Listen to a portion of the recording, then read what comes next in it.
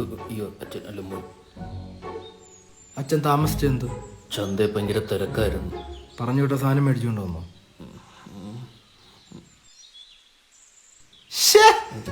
ഇത് ഗേൾസിനുള്ളതല്ലേ, ബോയ്സിനുള്ളത് എന്തിയെ? 19 കൊല്ലമായിട്ട് ജീവിക്കുന്നില്ലേ? ഇതുവരെ മനസ്സിലായില്ലേ? അത് നിങ്ങളെ മോനായി ജനിച്ച എന്നെ പറഞ്ഞാ മതി. ഏത് സമയത്ത് ഈ കിൻഡർ ജോയിൽ ഇത്രയും വ്യത്യസ്തത ഉണ്ടെന്ന് ഞാൻ അറിഞ്ഞില്ല. കിൻഡർ ജോയിയാ?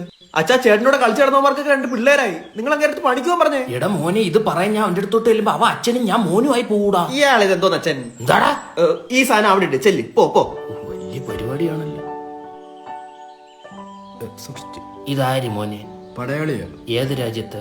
വെറുതെ. നീ വെറുതെയാന്ന് എനിക്കറിയാം. ചേട്ടാ, സമയം കളയും ലോകത്ത് എന്തോരം ജോലികളുണ്ട്. അതിലേതെങ്കിലും ഒന്ന് ചെയ്തുകൂടെ? നിനക്ക് തോന്നുന്നുണ്ടോ ഞാൻ ഇവിടെ വെറുതെ ഇരിക്കുകയെന്ന്? അല്ല ചേട്ടാ, എന്ത് ഇവിടെ ചെയ്യുന്നത്? എടാ, രാവിലെ 10 മണിക്ക് എണീച്ച് കുളിച്ച് റെഡിയായി ഞാൻ ബ്രേക്ക്ഫാസ്റ്റ് കഴിക്കും. 1 മണിയാകുമ്പോൾ അമ്മ ചോറുണ്ടായി കഴിഞ്ഞാൽ 1 ചാമ്പ ഞാൻ ചോറ് കഴിക്കും. നിങ്ങൾ കഴിക്കൂ?